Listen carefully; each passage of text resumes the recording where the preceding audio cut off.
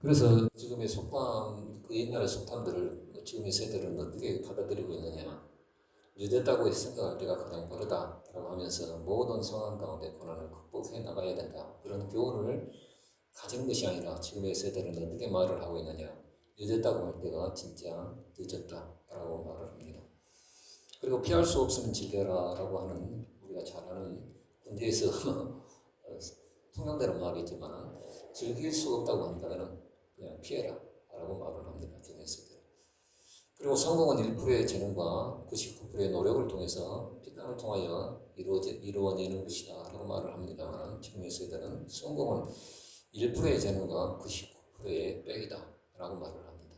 그렇죠. 또 그럴 것이 논문 하나 내는데 19살짜리가 무슨 논문을 내며 무슨 그런 공동의 논문을 제출하겠습니까? 그런데 힘이 꼽혀 있는 사람은 그런 것을 통용해서라도 내 자녀를 좋은 대학에 입학시키는 그런 목적으로 하다 보니까 빽이 없는 젊은 세대는 참 좌절하는 그런 시대에 우리가 살고 있습니다. 그리고 특별모와 태산이다라고 해서 작은 것까지도 오늘 우리는 전략하고 모으고 그랬던 아름다운 가치관이 있습니다만 지금의 세대는 티끌 모아봤자 실은 티끌이다라고 포기하는 그런 그들의 마음을 우리는 읽어볼 수 있습니다. 그래서 이상과 현실은 다르다라는 생각을 많이 해보게 되어집니다. 더군다나 우리가 신앙생활하면서 하나님의 말씀과 막막한 우리 현실 앞에 우리 앞에 선 그 막막한 현실 앞에 오늘 우리는 하나님의 말씀과 현실은 너무나 다르다라는 생각을 많이 해보게 되어집니다. 비단 우리만 그렇게 느껴지는 것이 아니라 성경에 나와 있는 인물 또한 많이 이런 막막한 현실 앞에 어쩔 줄 몰라 하는 그들의 모습들을 우리는 종종 발견하게 되어집니다. 더군다나 우리의 믿음의 조상이었던 아브라함 같은 경우에도 이런 막막한 현실 앞에 하나님의 말씀을 쫓으면 처음에는 하나님의 말씀을 쫓아간 것 같이 이에 조카로 또 하나님의 말씀을 가지고 어떻습니까? 아브라함을 쫓아갔고 그래서 이에 여기 보자면 성경에 보자면 이에 아브라함이 여호와의 말씀을 쫓아갔고 하고 분명히 인정을 하고 있습니다. 그럼에도 불구하고 나중에는 그 땅에 기근이 있음으로 인해서 애굽 땅에 내려간 그런 실수를 저지르는 그 모습을 우리는 보게 되어집니다. 아브라함은 본디에 그 가나안 땅에 살았던 사람이 아닙니다. 저 메소포타미아 제일 남방에 있는 우르에 갈대 우르에서 달신을 섬겼던 데라가 이방신을 섬겼던 그 아버지 데라가 이방신을 섬겼던 그런 하나님을 믿지 아니했던 사람이었습니다. 그런데 그쪽에서 그때 하나님께서 본토 친척 아비의 집을 떠나 내가 지시할 땅으로 가라라고 하나님께서 말씀하셨어요. 그때도 아브라함은 절반은 순종하고 절반은 따르지 아니었습니다. 그것을 어떻게 하느냐? 본토를 떠났지만은 하란 땅에 데라가 함께 오고 하고 형제들이 또 함께 올라갑니다. 그 땅에서 하란 땅에서 성경은 말을 하기를 그 아비 데라가 죽었다라고 말하는데 나이 계산을 해보면 그 땅에 아마 머물렀던 것 같아요. 그리고 자기 일가 친척들도 그 하란 땅에 머물렀던 것 같아요. 그래서 나중에 이삭의 그 아내감을 찾기 위해서 하란 땅에서 찾았던 그 내용들을 보면 그 일가 친척이 하란 땅에 아마 정착을 했던 것 같습니다. 그래서 치시할 땅으로 갔을 때 하란에 이제 거기에서 그때 나이가 오늘 성경에 보자면 75세였다라고 말을 합니다. 그 75세에 이제 하나님께서 다시금 아브라함에게 명령을 주셔서 본토 친척 아비 집을 떠나라라고 했을 때 떠납니다만 그때도 혹댕이 하나를 데리고 가죠. 조카 롯을 아비가 죽어버렸으니까 자기 형제였지만은 아브라함이 생각할 때는 자기 형제였지만은 롯은 자기의 아비가 죽어버림으로 인해서 어찌 보면 자기에게 피부치라고 하는 것은 조카 롯이 유일했을 것입니다. 그래서 롯도 데리고 갑니다. 그래서 마침내 가나안 땅에 도착했는데 하필 그 땅에 그 가나안 땅에 기근이 심한 상태였습니다. 여러분 우리가 생각하는 신앙의 공식들은 어떤 겁니까? 하나님의 말씀을 쫓아가면 뭔가 하나님께서 예비하시고 하나님께서 착착착 이루어 주셔야 그에 맞는 것 아니겠습니까? 그럼에도 불구하고 이에 아브라함이 여호와의 말씀을 쫓아갔고 가나안 땅에 갔단 말입니다. 갔는데 그 땅에 마침 기근이 심함으로. 이것은 어떻게 보면 우리의 신앙의 공식에 전혀 맞지 않는 상황들입니다.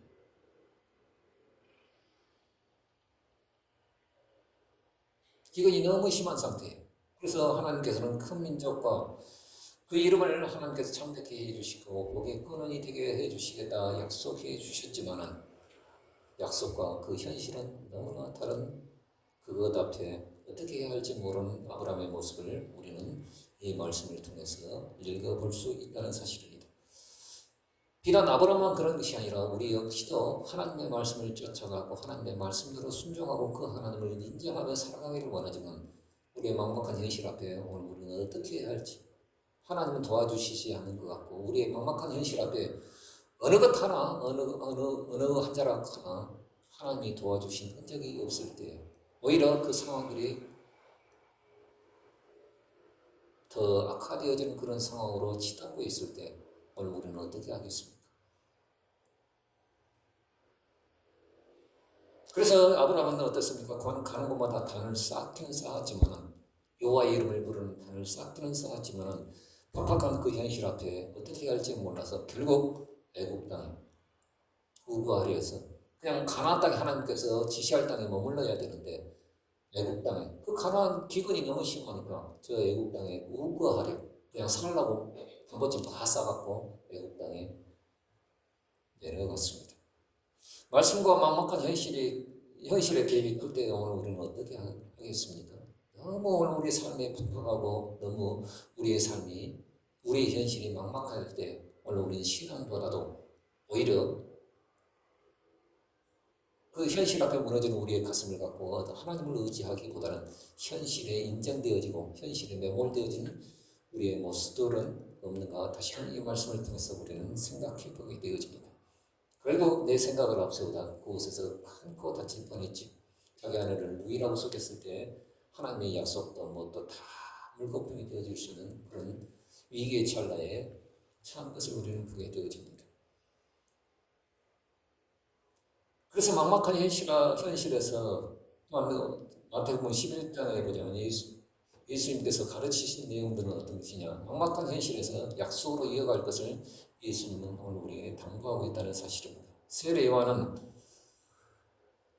이제 옥에 갇혀있죠. 마지막 이제 정간의 이슬로 사라질 그 찰나에 뭔가는 자기의 사명을 점검해야 할 때가 다가온 겁니다. 근데 들리는 소문은 어떤 소문들이었습니까? 먹기를 탐하고 포도를 즐기며 세리와 죄인들의 친구로다라고 하면 그런 소문들이 들리기 시작해요.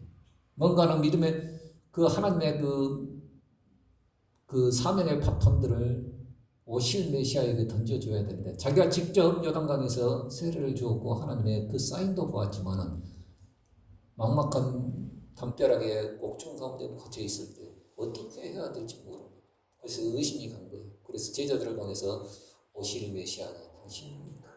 정말 당신이 메시아 맞습니까? 라고 세례 요한은 엿죽고 있는 것을 보게 되어집니다. 이건 어떤 추석에 보자면 세례 요한은 의심하지 않았다라고 말하는데 제가 보기에는 너무 의심하고 있는 거예요. 그렇잖아요.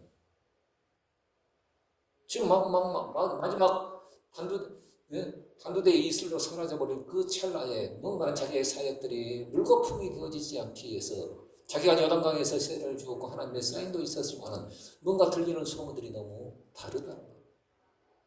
그래서 오시는 메시아가 당신입니까? 라고 하면서 의심을 품었던 것. 그래서 예수님께서는 이사야 61장에 나와 있는 절름발이가 나오며 눈먼 자가 눈을 뜨며 또 죽은 자가 살아나는 이 놀라운 이사야 61장의 말씀을 듣고 이 말씀을 그대로 너희의 본받으로 전해라 라고 하시면서 그 메시아의 사역을 다시금 증거하고 있음을 보게 되어집니다.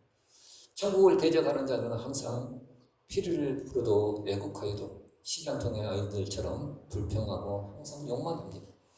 우리가 세상 가운데 우리가 복음을 증거할 때 예수 그리스도께서 우리의 주인이시오 창조주이시오 하나님이시라고 말을 해도 피리를 불어도 너무 세상에 어떻습니까? 볼 것 많고 즐길 것이 많다 보니까 이건 뚱딴지 같은 소리일 뿐이고 애곡하여도 그들은 욕만 해대고 있음을 우리는 보게 되어집니다. 불신앙은 항상 수고하고 무거운 현실에 초점을 맞출 것을 우리에게 요구하고 있습니다. 네가 하나님을 믿고 예수 그리스도를 믿는다 하더라도 그 막막한 현실 앞에 신은 나부랭이가 아니냐. 네가 믿는 그 신앙은 한낱 물거품에 불과하지 않느냐. 신이 계시다고 한다면 이 현실 앞에 뭔가 직접적으로 개입해 주셔야 되고 도와주셔야 하지 않겠는가. 그들은 직접 우리에게 말을 하지 않지만 우리의 귀에 우리의 마음에 들려지는 그 소리는 이와 비슷한 소리일 것입니다. 그래서 항상 불신앙은 항상 수고하고 무거운 그 현실 앞에 하나님의 말씀은 보여지지 않고 그 수고하고 무거운 현실 앞에 우리의 초점을 그냥 맞추도록 고정하고 있습니다. 그러나 믿음은 오직 말씀과 약속의 장단에 맞출 것을 오늘 우리에게 요구하고 있다는 것입니다. 그래서 예수님께서 마태복음 11장에 보자면 수고하고 무거운 짐진 자들아 다 내게로 오라 내가 너희를 쉬게 하리라. 나는 마음이 온유하고 겸손하니 나의 멍에를 메고 내게 배우라. 그러면 너희 마음이 쉼을 얻으리니 내 멍에는 쉽고 가볍기 때문이다 라고 예수님은 말씀하고 계십니다. 그러므로 오늘 우리는 우리의 수고하고 무거운 짐이 있다손치더라도 그것이 우리의 발목을 잡고 있다손치더라도 오늘 우리의 눈은 항상 하나님의 말씀 또 주의 멍에를 메고 배울 수 있는 그 결단이 오늘 우리 가운데 있어야 된다는 사실을 이 말씀을 통해서 우리는 깨닫게 되어집니다. 그런데 중요한 것은 이 말씀을 읽어보면서 느껴지는 것은 무엇이냐. 내가 다 문빗장을 해결하고 다 해결해 줄 테니 너는 그냥 내 몸으로 와라. 내가 다 해결해 줄게. 이런 것이 아닙니다. 내게 와서 내 멍에를 메고 내게 배우라. 이 말씀의 의도를 깊이 생각해 보셔야 됩니다.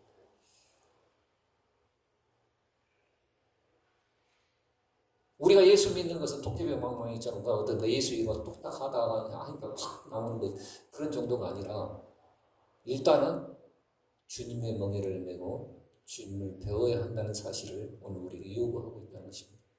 느헤미야서의 말씀에 보자면 그러한 내용들을 오늘 우리가 말을 해주고 있는데 어떻게 오늘 우리는 그 약속을 붙들 수 있겠는가? 이것을 오늘 우리가 말합니다. 막막한 현실은 우리 앞에 있어요. 한 치 앞도 가눌 수 없는 우리의 현실 앞에 오늘 우리는 우리의 빗장들이 마음의 빗장들이 무너지기 지금 일보 직전이에요.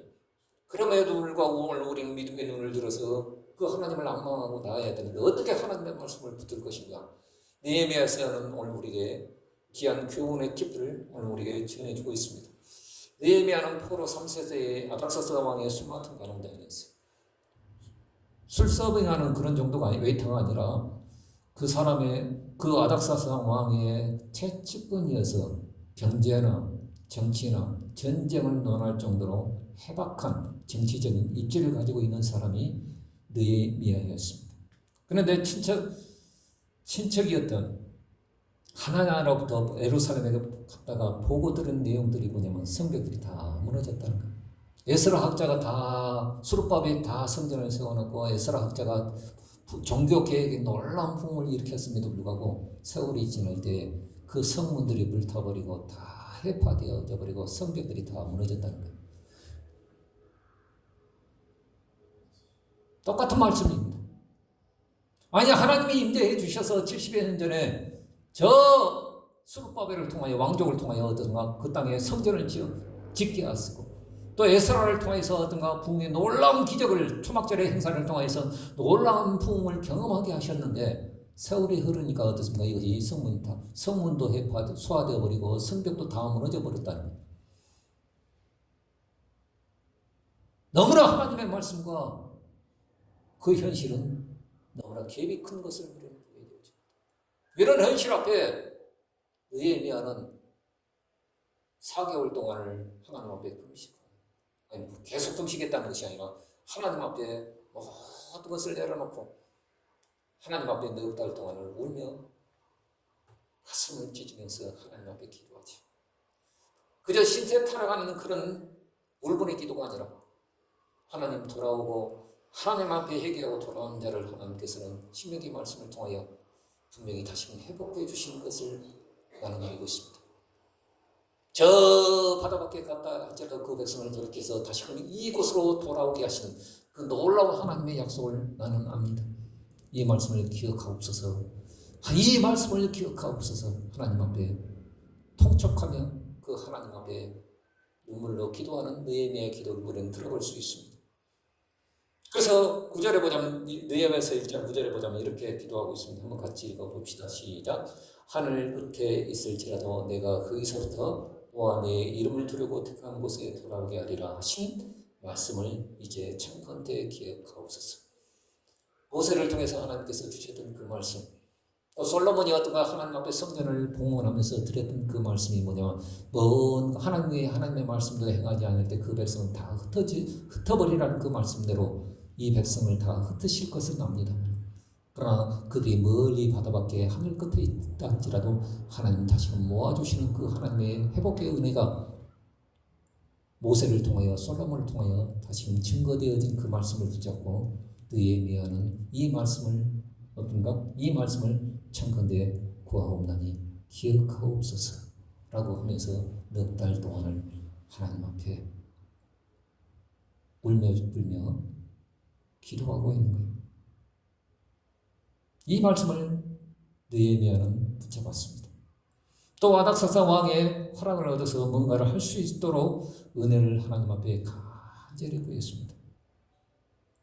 그래서 어떻습니까? 그 넉 달 동안의 기도의 힘을 가지고 아닥사스 왕 앞에 하루는 다 이렇게 술만 통과하는 다니까 다 했는데, 이렇게 보니까 아닥사스 왕이 딱 보니까 이 요놈이 딱 술을 따르면서 얼굴에 수색이 가득해. 적어도 술을 따는 사람은 거기에 독약을 탈지 모르니까 항상 밝은 기운으로, 항상 해맑은 모습으로 그 왕의 잔에 포도잔을 따라야 합니다. 그런데 얼굴에 수색이 가득해. 왕이 의심하고 있는 것이죠.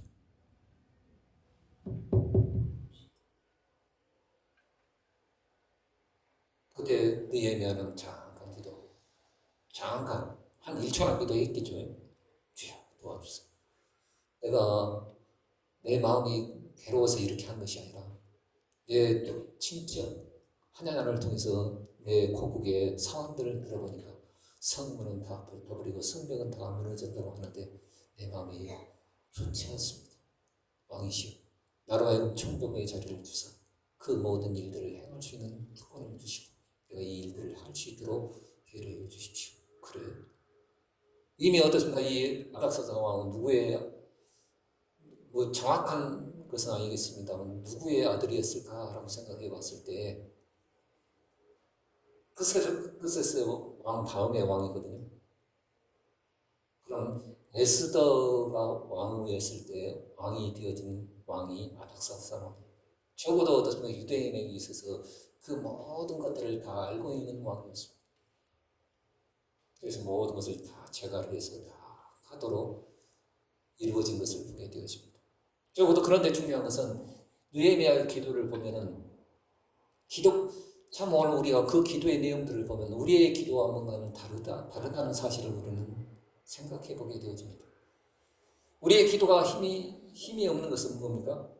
뭔가를 오늘 우리는 하나님께서 그것을 오늘 우리에게 이루어 주셨을 때 그의 응답에 대한 멍해를 칠 만한 아무런 책임이 없다는 것. 그냥 오늘 우리는 하나님 이것도 이루어 주셨으면 좋겠습니다. 막연한 것을 하나님 앞에 바라고 있다는 거예요. 그러나 느헤미야의 기도는 하나님 말씀을 붙잡고 기도할 때 하나님 이것을 이루어 주시면 내가 그것을 감당하겠습니다. 12년 동안 어떻습니까? 총독의 녹을 먹지 않냐고 무상. 이렇게 하기가 힘듭니다. 예루살렘의 시장이 되어가고 페르시아의 녹을 먹지 않냐고 백성의 녹을 먹지 않냐고 그 모든 일들을 하나님의 말씀의 원리대로 착착착 성실한 한낱 티끌 없이 그 일들을 행하는 내가 이것을 하겠습니다라고 하면서 소원했던 대로 느헤미야는 그것을 했음을 보게 되어집니다. 적어도 오늘 우리는 힘 있는 기도는 응답에 대한 그 은혜를, 그 멍에를 짊어질 각오가 있어야 힘이 있는 기도가 되어집니다. 막연한 거 하나님이 이렇게 해 주시면 내가 팔 잡히고 뭐 하겠습니다 이런 정도가 아니라 하나님이 이것을 해 주시면 내 뼈가루라도 갈아서 하나님 앞에 이 일들을 행하겠습니다 라고 말하는 그 멍에가 우리 가운데 있어야 돼요. 그래서 예수님이 수고하고 무거운 짐자들아 라고 뒤 후반절에 말씀해 보자면 내 멍에를, 그의 오늘 우리에게 주신 십자가고 멍에입니다. 그 멍에를 짊어질 각오가 없으면요 우리의 기도는 애가리가 없을 것입니다. 그러나 그 멍에를 짊어지겠다고 하는데 우리의 기도는 힘이 있을 것입니다. 그래서 여러분들 믿음이라고 하는 것은 허상이 아니요 실상이고 그냥 바람 정도가 아니라 증거라고 히브리서 1장 11장 1절은 오늘 우리에게 말을 해주겠습니다. 그러므로 오늘 우리는 어떻게 우리의 삶을 행할 것인가? 이 말씀은 다음 주에 하도록 하겠습니다. 기도하겠습니다.